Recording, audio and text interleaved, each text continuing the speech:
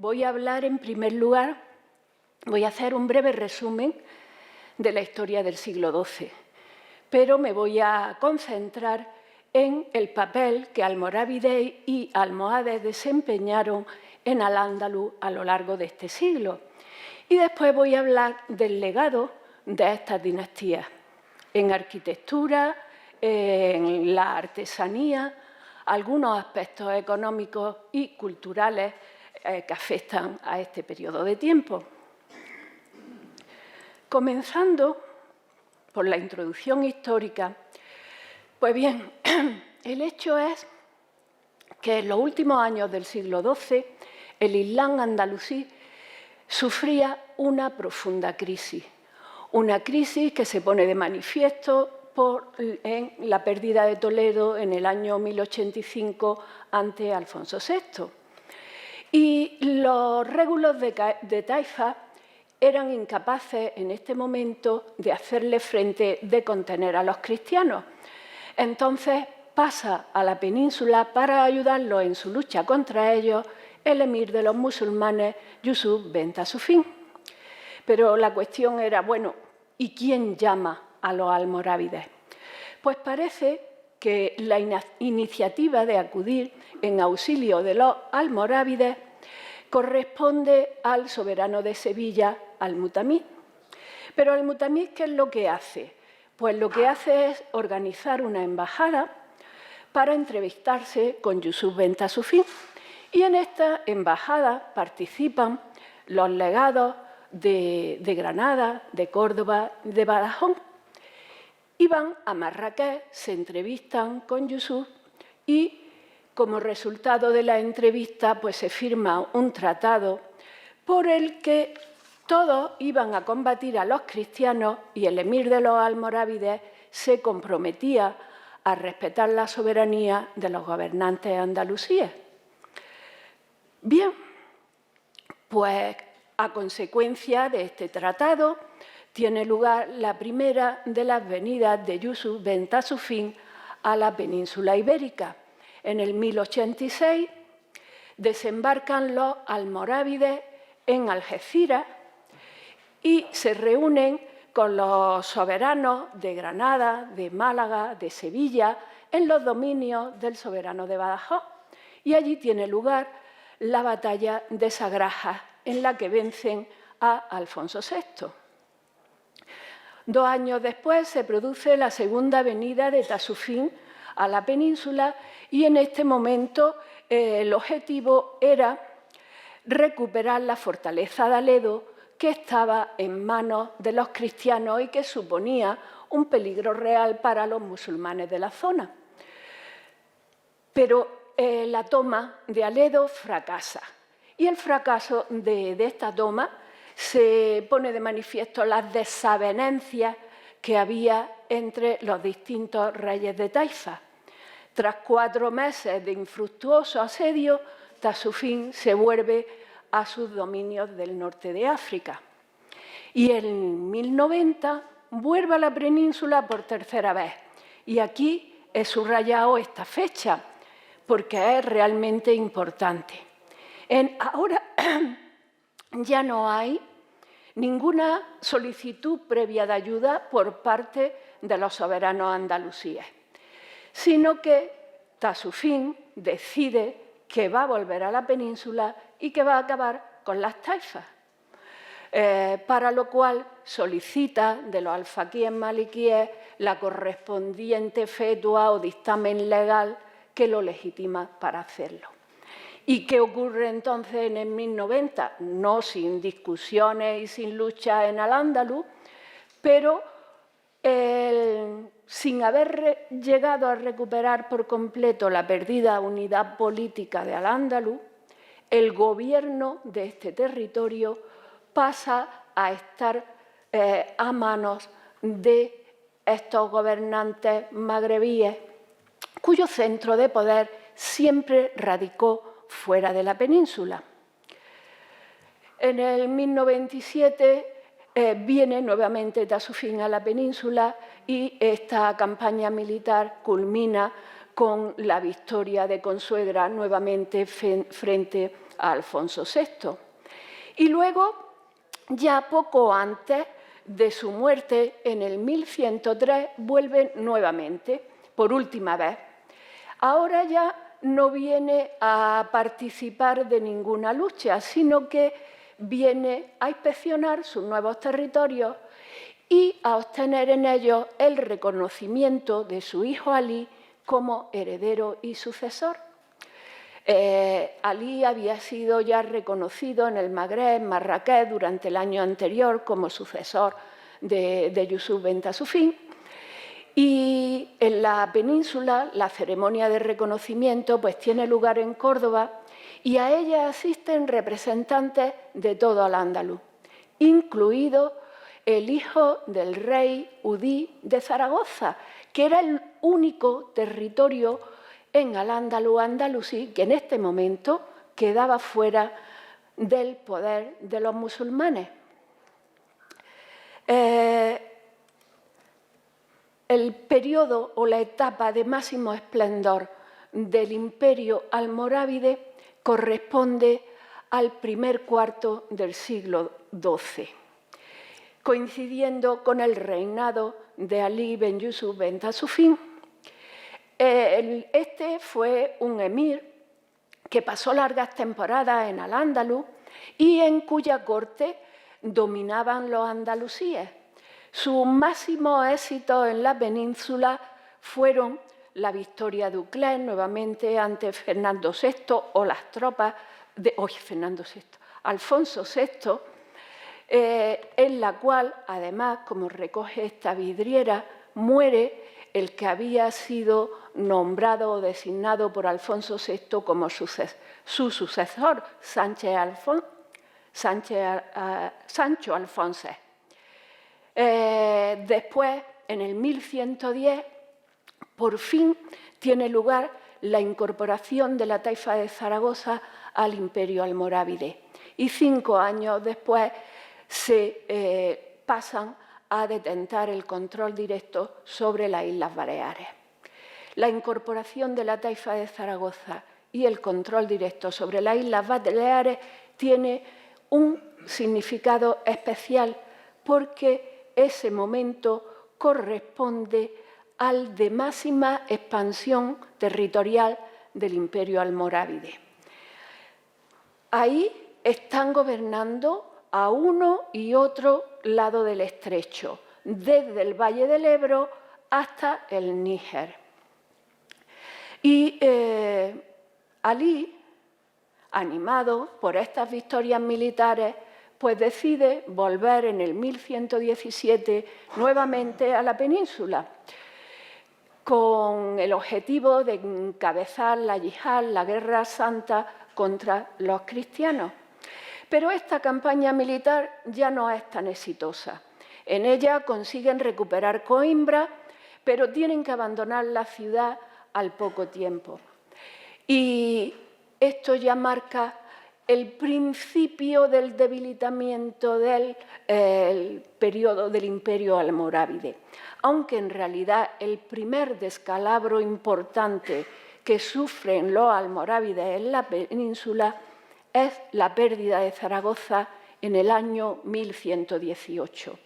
Zaragoza era la segunda ciudad relevante después de Toledo que pasaba a manos de los cristianos y lo que es también significativo es la primera pérdida territorial de los almorávides en la península. Marca, por tanto, este año y este hecho el comienzo del declive almorávide. Y además empieza a ponerse de manifiesto un hecho que ya venía de antes, pero que las victorias de los almorávides frente a los cristianos habían mantenido un poco en estado latente, y es el descontento de la población andalusí por el gobierno de los almorávides. Probablemente las diferencias culturales y sociales entre los gobernantes y los gobernados hacía de los almorávides, una casta gobernante que estaba muy poco relacionada, muy poco a mano de los gobernados. Se une, además, un hecho importante, y es una de las manifestaciones del poder de Alfonso I de Aragón. En 1125-26, al mando de sus tropas, protagoniza una profunda incursión en el territorio musulmán, que dura hasta 15 meses y que los almorávides no son capaces de repeler. Alfonso I baja por el Levante, se dirige a Granada y no consigue tomar Granada, pero va a la campiña de Córdoba, en pleno corazón del dominio musulmán, y ahí vence a las tropas musulmanas en Lucena en el 1126. A pesar de este éxito de la campaña de Alfonso I, los cristianos todavía no estaban en condiciones de mantener posiciones tan avanzadas dentro del territorio musulmán, y Alfonso I se retira a sus posiciones de partida, eso sí, acompañado por un fuerte contingente de cristianos que todavía vivían en Al-Ándalus. No lo he metido aquí porque esto se refiere exclusivamente a Al-Ándalus, pero en este mismo periodo de tiempo tiene lugar un hecho muy importante, que es la aparición del movimiento almohade, que será el que en última instancia provoque el hundimiento del imperio almorávide. En lo que respecta a los levantamientos protagonizados por los andalusíes frente a los almorávides, pues yo he marcado aquí, en primer lugar, las incursiones de Saif al-Dalain Hud, el conocido en las crónicas cristianas como Zafadola, que en unión de Alfonso VII algarearon juntos repetidamente los territorios musulmanes. La alianza entre Zafadola y el rey cristiano tenía por objetivo principal combatir a los almorávides, pero tenía también otra idea, que era crear un centro de poder andalusí en torno a Zafadola. Zafadola era descendiente de los Banu Hud, la dinastía que había gobernado en Zaragoza desde la mitad del siglo XI hasta la anexión de esta taifa por los almorávides.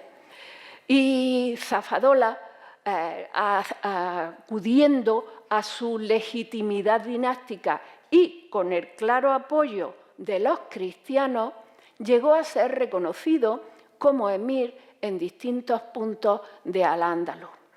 Pero en el 1146, Zafadola muere en la denominada Batalla de Albacete sin haber conseguido alcanzar su objetivo de reunir todo o parte del poder de Al-Ándalus en torno a él. Otra rebelión contra el poder central la protagoniza Incasi. Este era un sufí, hijo de cristianos conversos y funcionario almorávide, que funda un movimiento religioso, el de los muridún o iniciados, y se rebela contra el poder central. En el 1144, al mando de sus monjes convertidos en soldados, se encuentra gobernando prácticamente en todo el Algarve y se dirigen a Sevilla. Pero en Sevilla son detenidos por el gobernador de los almorávides, Inganilla. Y cuando Incasi ve que su poder está comenzando a desmoronarse, piensa en acudir a pedir ayuda a los almohades. Viaja al norte de África y en el 1146 está de vuelta en la península acompañado por los almohades, que lo confirman como señor de Silves. Dice la bibliografía que probablemente una de las razones por las que los almohades se extendieron a gran velocidad por todo el occidente de Al-Ándalus, del occidente peninsular, sea probablemente esta alianza con Iquasi. Y efectivamente aquí la extensión es muy rápida hasta llegar a Badajoz y también Sevilla al año siguiente, pero ya les cuesta más trabajo entrar en Málaga y Granada cae en poder almohade en el 1156-57, año en el que también recuperan Almería, que estaba en poder de los cristianos desde el año 1147.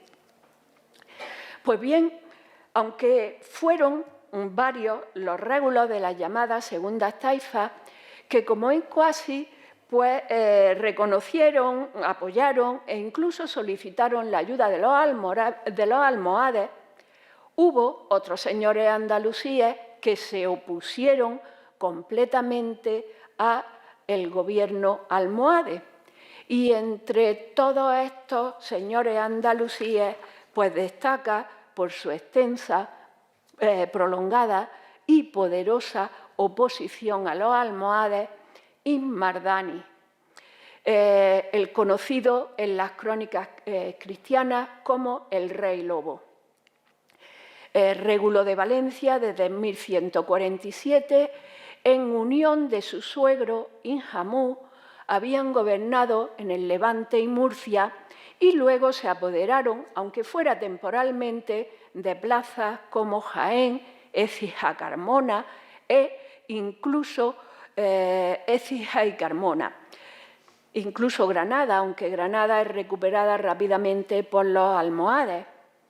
Pero en el 1169, y por desavenencias familiares, Inhamú se rinde a los almohades a los que entrega la ciudad de Jaén. En el 1171, a partir de ese momento, ya comienza el desmoronamiento de la resistencia anti-almohade, del poder del Rey Lobo, que muere, y eso sí, de muerte natural, en el 1172. Y en ese momento es cuando los almohades consiguen gobernar por completo todo el territorio musulmán de la península. En realidad le había costado mucho trabajo, les costó hasta un cuarto de siglo reducir a los rebeldes y acabar con todos los núcleos de resistencia andalusí. Es en el 1172 cuando lo consiguen y la máxima coincide con la máxima extensión del imperio almohade, que llegó a tener en el norte de África una superficie, un territorio superior al de los almorávides, puesto que incluía Ifriquilla y la Tripolitania hasta los confines de Libia. Ahora, eso sí, en la península, el territorio musulmán durante el imperio almohade ya fue más pequeño porque grandes ciudades como Zaragoza, Lérida, Lisboa habían pasado a manos de los cristianos. El periodo de máximo esplendor del Islam bereber corresponde a los reinados del primero de los califas almohades, Abd al-Mumin, sucesor del Mahdi Intumar, creador del movimiento. Abd al-Mumin fue un hombre de gran genio militar y político, fundador en realidad del imperio del Estado almohade. El gobierno también de su hijo, Abu Yaqub Yusuf, que tuvo grandes aficiones intelectuales y bajo cuyo gobierno se llevaron a cabo numerosas construcciones y obras públicas, y de su nieto, Abu Yusuf Yaqub al-Mansur, en tiempo del cual se logra la última, o los musulmanes logran la última de las grandes victorias frente a los cristianos, la victoria de Al-Arco. Bien, pues con esto llego al final de mi resumen de la historia del siglo XII. Y la siguiente parte es, bueno, ¿y qué legado nos dejaron a lo largo de ese siglo que ha quedado de ellos para nosotros? Empiezo por hablar de la arquitectura almorávide y almohade, y el primer aspecto arquitectónico pues son las cercas de ciudades y fortalezas. Hay que tener en cuenta que la presencia de los almorávides en la península tiene por objeto la defensa de un país musulmán que está siendo agredido por unos cristianos que cada vez son más potentes militarmente. Y también hay que considerar que, aunque vencieron a los cristianos en diversas ocasiones, tanto almorávides como almohades, en la península siempre tuvieron que actuar a la defensiva. Entonces, teniendo todo esto en cuenta, pues se entiende la importancia que llegan a adquirir las obras de fortificación, que es un objetivo principal dentro, por ejemplo, del gobierno de Ali ben Yusuf ben Tasufín, que probablemente también presionado por la campaña militar de Alfonso I de Aragón en el 1125, pues vio la necesidad de llevar a cabo un programa de refuerzo de fortificaciones, para lo cual establece un nuevo impuesto, el tatí.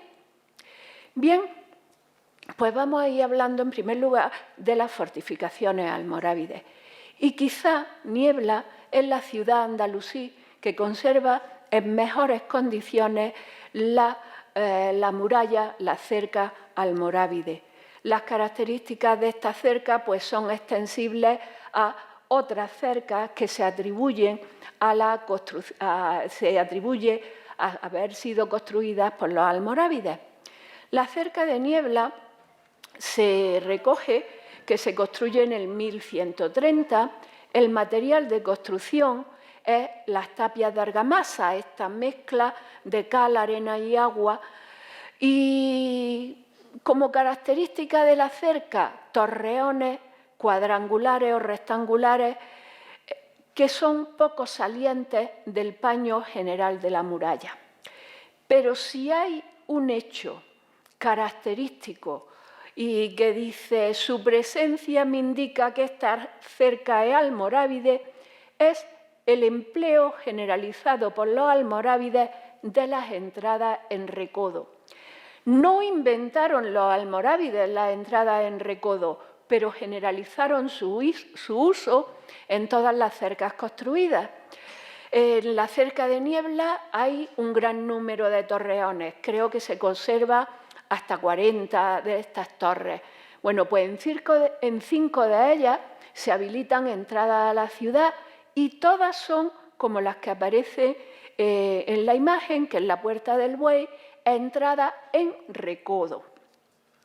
A los almorávides, además de la cerca de Niebla, se le atribuye la construcción total o parcial de las cercas de Sevilla, Jerez de la Frontera, la del Arrabal de la Jerquía de Córdoba y fortificaciones de Granada. Fortificaciones de Granada, el paño de muralla que corresponde a la cuesta de la Cava, todavía están discutiendo los investigadores cuál es su cronología. Bueno, hay algunos que se decantan. Realmente la cronología parece situarse en el siglo XI, pero también hay autores que dicen que es almorávide. Dicen que es almorávide. ¿Y por qué? Pues el paño de muralla va entre la Puerta Monaíta y el Arco de las Pesas, y ambas entradas son entradas en recodo. El tapial también parece apoyar la cronología almorávide, pero pues lo dejaremos ahí. En mi opinión, y después de discutir con la señora Marineto, la cuestión es que probablemente se construyó en el siglo XI, pero los almorávides realizaron obras de refuerzo, de reconstrucción, de remodelación de este paño de muralla. Y ya llegamos a la mitad del siglo XII. Estamos con los almohades. Y los almohades incluyen dentro de sus fortificaciones, dentro de sus cercas, una serie de elementos defensivos que proceden todos de la arquitectura militar bizantina. Son, por ejemplo, las torres albarranas poligonales, las torres poligonales y las barbacanas. Cada uno de estos elementos, poco a poco voy a hablar de ellos. De las torres albarranas, como por ejemplo esta torre de espantaperros de la Alcazaba de Badajoz, es un ejemplo cuyas características se pueden extender al resto de las torres albarranas. Tienen una planta poligonal de 8 o más lados y lo específico de las torres albarranas es que se construyen alejadas de los recintos murados y a los que se unen mediante un lienzo de muralla con peto y almenado. El material de construcción es tapial principalmente. ¿Y dónde se construyen? Pues en los lugares más propicios al asalto de las murallas. Otra característica que tienen algunas de estas torres albarranas son totalmente macizas hasta la altura del adarve, pero otras, como esta de espantaperros, no son totalmente macizas. Esta es maciza hasta la altura del adarve, pero aquí se entra en un espacio interior en el que hay 2 plantas con habitaciones, espacios abovedados en su interior. Son también albarranas la torre del Castillo de Reina en Badajoz, la del recinto amurallado de Tarifa o las torres albarranas del recinto amurallado de Cáceres. Torres poligonales, pues tampoco son un invento del siglo XII las torres poligonales, igual que le ocurría a las puertas en Recodo, sino que en el siglo XII lo que ocurre es que tiene lugar su extensión, su expansión a todas las fortalezas construidas por los almohades. Aquí traía yo como ejemplo la torre octogonal del Alcázar de Jerez, quizá uno de los elementos más singulares de este recinto defensivo que estuvo destinado a albergar a los gobernadores de la ciudad y a sus gentes de confianza. Esta torre octogonal se une a la muralla mediante un cuerpo que se adhiere a 2 de sus lados, es decir, se está convirtiendo también en una torre albarrana. Y tiene una puerta en su cara norte que da acceso al interior, y en el interior encontramos esta escalera de caracol que sube girando en sentido antihorario alrededor de un núcleo central macizo que también es octogonal. El espacio es abovedado y arcos de medio punto definen en él una bóveda de crucería. La más famosa de las torres poligonales, aunque su construcción ya es posterior al siglo XII, es la Torre del Oro. La Torre del Oro de Sevilla se trata, ahora ya no es octogonal, tiene más lados, es dodecagonal. Y realmente también fue una torre albarrana, puesto que constituía el final de una coracha que llegaba hasta la orilla del río y cuya misión era proteger el espacio del Arenal que albergaba al recinto portuario de Sevilla.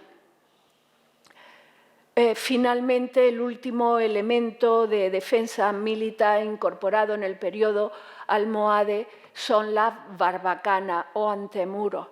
Durante el siglo XII parece que prácticamente todas las ciudades andalusíes tuvieron una de estas barbacanas reforzando la cerca, la fortificación de la ciudad.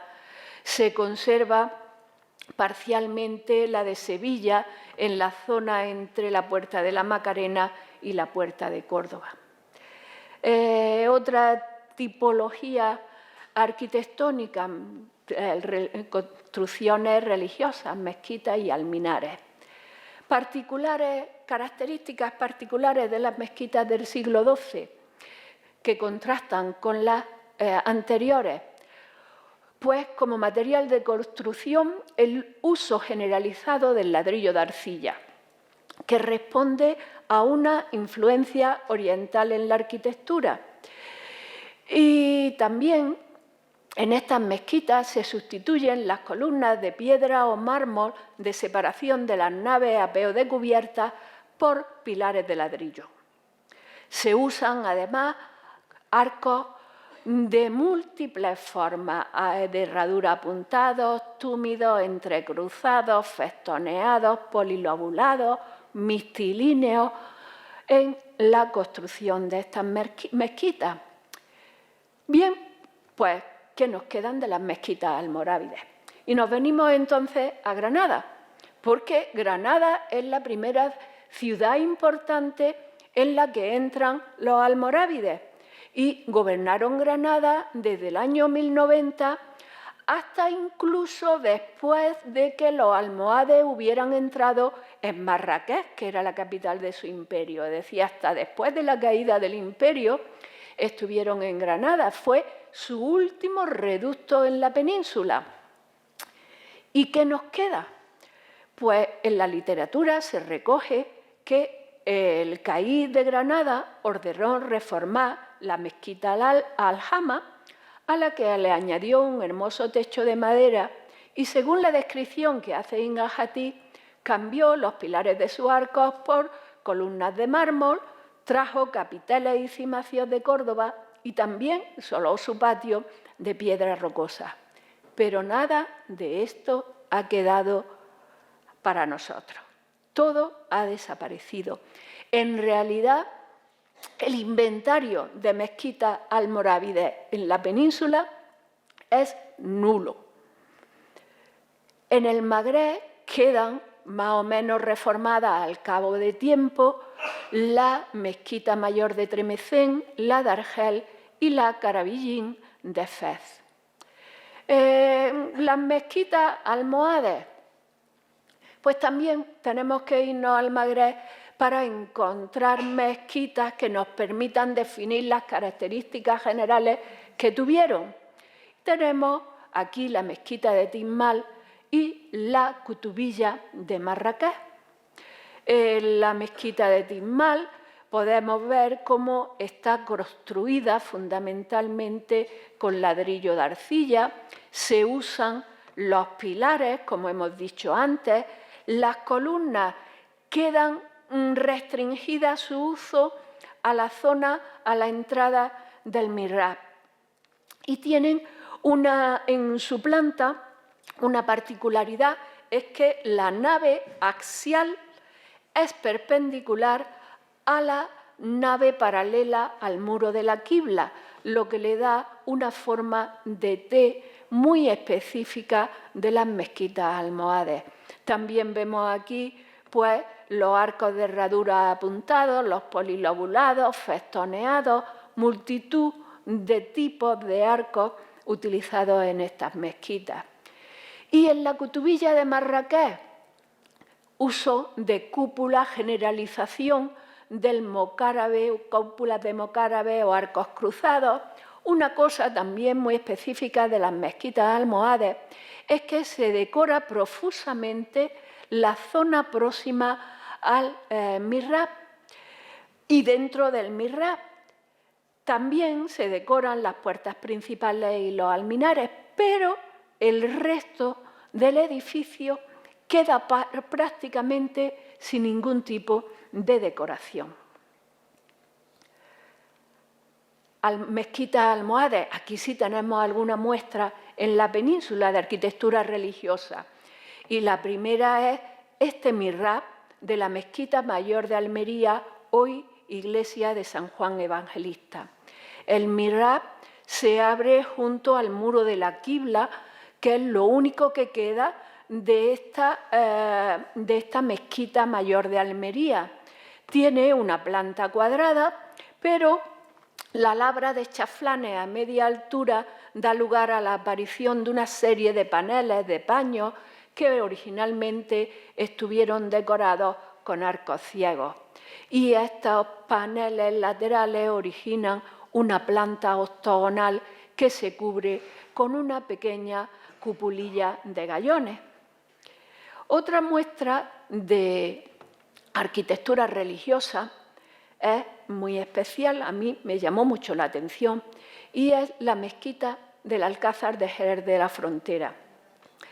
Está reconocida esta construcción generalmente como un oratorio de carácter palatino. Está construida en ladrillo, tiene una planta cuadrada de casi 10 metros de lado y se cubre con una gran bóveda esquifada y una linterna que apoya sobre los 8 lados, sobre el octógono que definen los lados del cuadrado y 4 arcos apuntados muy tendidos.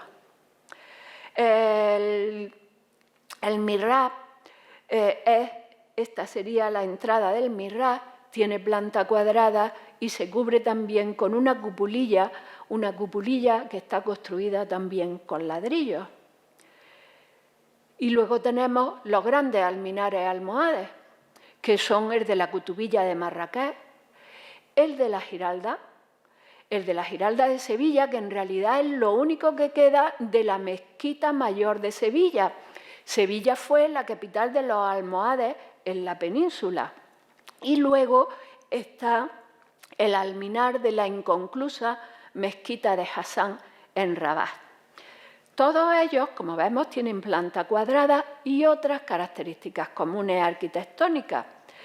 La Giralda inicia su construcción el segundo de los califas, Abu Yaqub Yusuf, y su planta, coincidiendo, como por ejemplo con la de la Cutubilla, es un núcleo cuadrado central en el que hay varias cámaras abovedadas superpuestas. En la Giralda son hasta 7 cámaras. Bueno, pues además de este núcleo cuadrado central, hay unas paredes exteriores que son concéntricas a este muro cuadrado central. Y entre las paredes exteriores y el núcleo cuadrado central se desarrolla la rampa de subida. La rampa es una hélice que gira en sentido contrario a las agujas del reloj en subida hasta el cielo. ¿Para qué servían las habitaciones que hay abovedadas? No hay referencia bibliográfica a cuál era el uso, ni siquiera en la de la Cutubilla de Marrakech, pero sí que recoge la literatura que esta rampa facilitaba la subida de las caballerías. De la Giralda, aparte del esfuerzo constructivo, hay que señalar la decoración en alto relieve de las fachadas exteriores. ¿Por qué? Pues porque aquí solo vemos una fachada, pero las 4 son distintas. Son distintas porque la decoración se pliega a los distados de las ventanas y la posición de las ventanas viene condicionada por el trazado de la rampa. No solo se construyeron mezquitas en las grandes ciudades, sino que los almohades también construyeron mezquitas en pequeños núcleos de población. Por ejemplo, la pequeña mezquita de 4 habitantes en Bollullos de la Mitación, en Sevilla, de la cual lo más llamativo, pues, actualmente es su alminar. Construido en ladrillo, también con planta cuadrada, el interior tiene una escalera que, como es ya habitual, según vengo hablando, sube girando en sentido antihorario alrededor de un pilar central macizo. En esta, pues lo mismo que nos pasaba en la Giralda, vemos cómo los alzados externos, aquí se ve muy bien, atienden a la ubicación de las ventanas y la posición de las ventanas viene marcada por el desarrollo de la escalera. Aquí tenemos dos de estos muros externos y se ve cómo están en distintas posiciones dichas ventanas. En Granada, nuevamente tenemos discusiones cronológicas. Asignación al periodo almohade o ya estamos entrando en los nazaríes. Bien, de este periodo tenemos, ya del siglo XIII, eso sí, el campanario, el alminar de la iglesia de San Juan de los Reyes. Estos paños de sesca que decoran la fachada son muy típicos de la decoración de los alminares almohades. Y después pues tenemos el pequeño moravito, que hoy es la ermita de San Sebastián, y en el cual la decoración se concentra en la cúpula. Son unas cintas de escayola que se cruzan en el centro, dando una particular estrella de 16 puntas. Palacios y viviendas.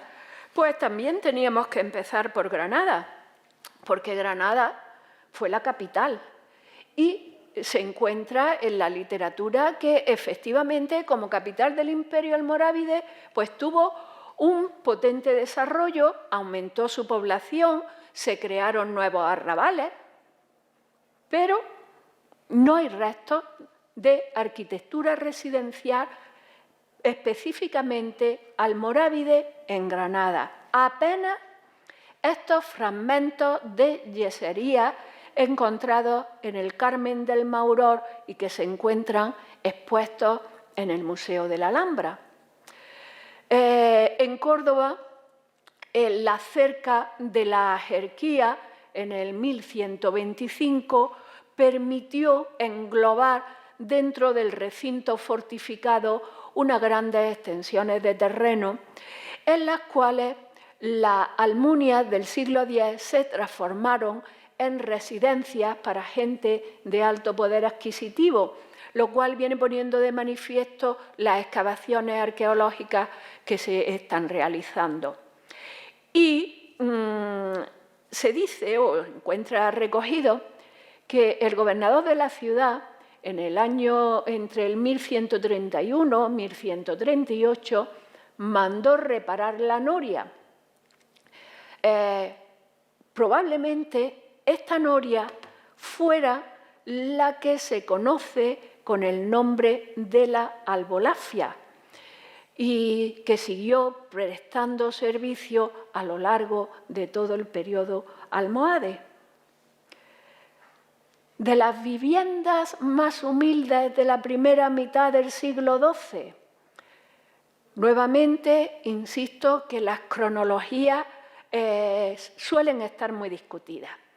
Pero de estas viviendas humildes que estuvieron habitadas en la primera mitad del siglo XII, tenemos una muestra en el que lo que se conoce como barrio de viviendas de la Alcazaba de Málaga.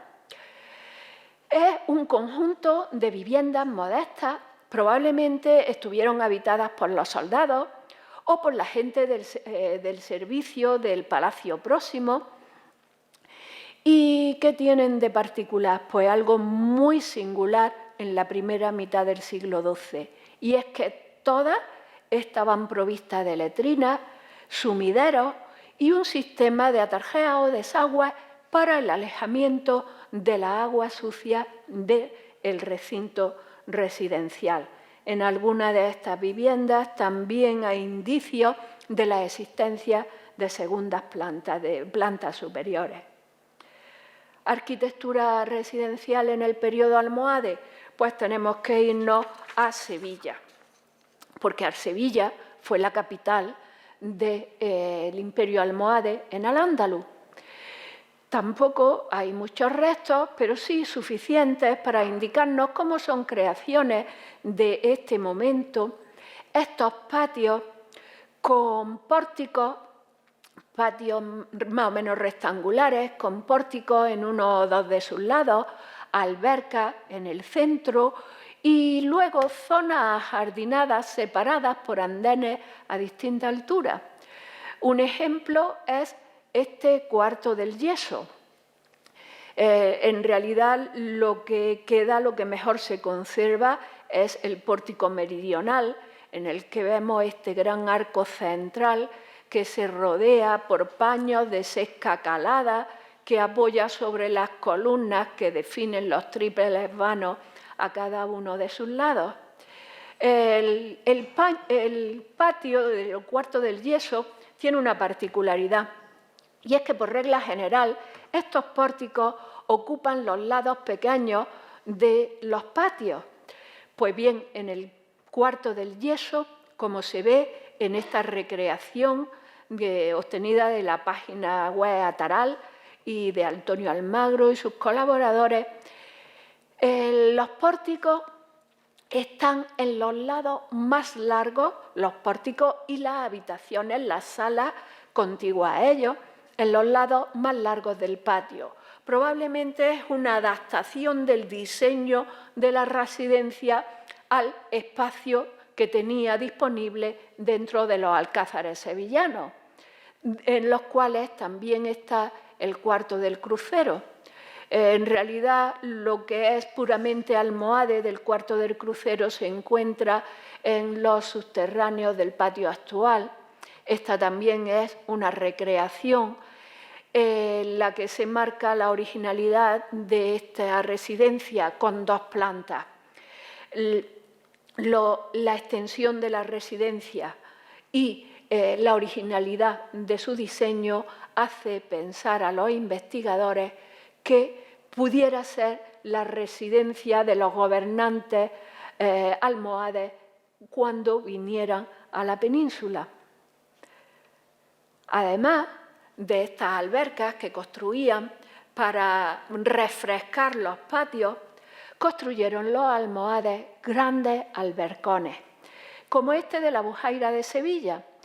En estos grandes albercones había mucha agua, se realizaban juegos o festejos de barcos, pero el agua que almacenaban también se utilizaba para regar las grandes extensiones cultivadas que rodeaban al albercón. ¿Y cómo se traía el agua hasta estas albercas? Pues a través de un acueducto. Para la Bujaira de Sevilla, concretamente, es el que se conoce como los Caños de Carmona. Los caños de este acueducto lleva el agua desde las minas de Alcalá de Guadaira hasta la Puerta de Carmona, con un trazado de 19 kilómetros. Describe Saí al-Salá que la conducción tuvo 3 metas específicas. Se hizo para darle agua a la Bujaira y regar las huertas que la rodeaban. Después se llevó el agua a los reales alcázares y, en tercer lugar, se le dio suministro a la ciudad propiamente dicha. E indica el escritor que, tras una interrupción de 700 años, el servicio de agua corriente se restableció para los sevillanos. ¿Por qué? Con un periodo en el que no funciona y después funciona. Bueno, en realidad es que este acueducto de los Caños de Carmona está construido sobre los restos del antiguo acueducto romano que llevaba el agua hasta la ciudad de Sevilla. Los restos se perdieron, los almohades encontraron el trazado, los restos del acueducto romano original y sobre él construyeron el acueducto de los Caños de Carmona. ¿Cómo se decoraban estos edificios? Pues los elementos decorativos siempre son el ataurique, la decoración geométrica y la decoración epigráfica. Pero cada dinastía lo adapta a sus modos. En lo que respecta a los almorávides, pues el compendio de la decoración arquitectónica nos tenemos que ir al Magreb. Y nos tenemos que ir al Magreb y se encuentra en la Qubat Baroudillín de Marrakech. La Qubat Baroudillín fue un edificio que formó parte del complejo de edificios que constituían la mezquita que construyeron los almorávides en Marrakech y que fue totalmente destruida por los almohades a su entrada en la ciudad. De los escasos restos de estas construcciones queda la Qubat Baroudillín, en cuyo interior encontramos todos los motivos decorativos que les he mencionado antes. Aparecen, bueno, hay una serie de arcos que se entrecruzan y dan lugar a este anillo octogonal que se cubre con la pequeña cupulita de gallones. Hay una decoración geométrica en los arcos, hay una decoración epigráfica de la que hay que señalar para los especialistas que es la primera inscripción fundacional en letra cursiva de las que se han encontrado en el Magreb, pero sobre todo aquí lo que tenemos que resaltar es la decoración de Ataurique, la decoración vegetal de los paneles de la cúpula, que nos muestra de la albanega. Pues es una decoración de tal riqueza, densidad y maestría que produce una profunda, una real sensación de eclosión de formas vegetales. Pues bien, a este minucioso y abundante ornato que las edificaciones almorávides parecía querer llenarlo todo, que no dejar ningún espacio vacío, le sustituye durante el periodo almohade una etapa constructiva caracterizada por la austeridad y la sobriedad, con repertorios decorativos basados en formas vegetales y trazados geométricos extremadamente simples. Estas características son las que recogen los capiteles que se construyen durante este periodo de tiempo. Si buscamos decoración arquitectónica in situ en Al-Ándalus, pues tenemos que irnos al intradós de la Puerta del Perdón de la Catedral de Sevilla, a los mocárabes también en la Catedral de Sevilla, en la Puerta del Lagarto. Las artes suntuarias o industriales.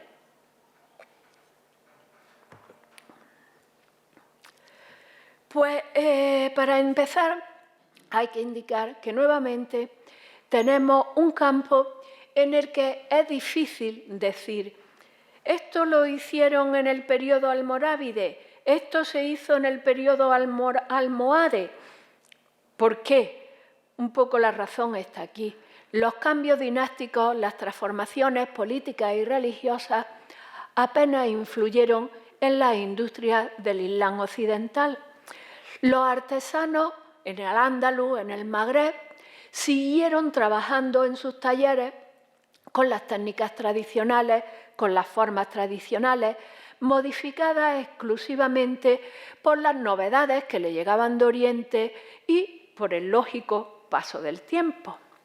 Entonces, el gobierno era almorávide, almohade, pero el artesano era el mismo y seguía trabajando en su taller. Los almorávides promovieron una artesanía de gran calidad, con trabajos específicos en la seda, la madera y los metales. En la madera se alcanzó una gran perfección y una muestra de ello pues la tenemos, por ejemplo, en este alero almorávide toledano que se encuentra expuesto en las salas del museo. Y también aquí hay dos fragmentos de Arrocabe. En uno de ellos, pues, Antonio Fernández Puertas indica esa dificultad para decir almorávide o almohade, es decir, se basa en las características de la epigrafía combinada con Ataurique para asignarlo exactamente a un momento intermedio entre almorávides y almohades. Pero la joya de la artesanía en madera de los almorávides es el mimbar, el púlpito de la Kutubiyya de Marrakech, el cual lleva una inscripción que dice que se hizo en Córdoba. Y es una muestra de cómo la artesanía en madera, la taracea, el arte en general, pasa de Al-Ándalus al Magreb, donde se instala y donde se expande. También hubo talleres en los que se trabajaron el metal.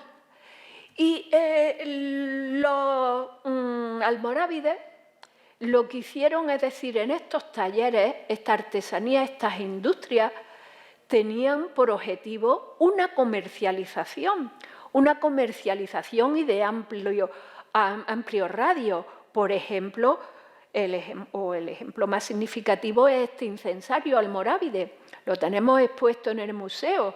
Hicieron el incensario que no necesitaban en su religión, estaba destinado a venderlo, a comercializarlo. Y ya del periodo almohade, los trabajos en metal, pues son las chapas de bronce que protegen las puertas de madera de las mezquitas almohades en el Magreb y también la puerta del perdón de la Catedral de Sevilla, que fue la entrada al oratorio almohade. Estas chapas, la decoración, veis que son tarjetones hexagonales. En los puntos de cruce hay estrellas de 8 puntas con octógonos centrales y en el centro pues está labrado decoración vegetal y decoración epigráfica alternándose, en la que dice el poder pertenece a Dios, la eternidad es de Dios. Aparte, recogido la imagen de las grandes aldabas de esta puerta del perdón. Aspectos económicos, mencionar simplemente algunos puntos sobre la moneda. Los almorávides acuñaron unos dinares de oro con un oro de una excelente calidad, procedente probablemente del tráfico de este metal que desde el Sáhara y a través del Magreb llegaba hasta el Al-Ándalus. Y fueron unos dinares muy codiciados en todo el Mediterráneo, en donde se les denominaba como morabetinos. Y una cuestión que no he mencionado hasta ahora, pero bueno, en la leyenda, en el anverso, en el reverso de este dinar, en la leyenda de la parte central, se nombra al imán Abdalá. El imán Abdalá era el gobernador de los abasíes, a los que los almorávides siempre prestaron obediencia. También se nombra la ceca y la fecha de acuñación. Especial de los almorávides, acuñaron unas diminutas monedas de plata que son los quirates. Son de aproximadamente, equivalen a medio dirham. Y tenemos algunas muestras en la colección que se presenta en el museo.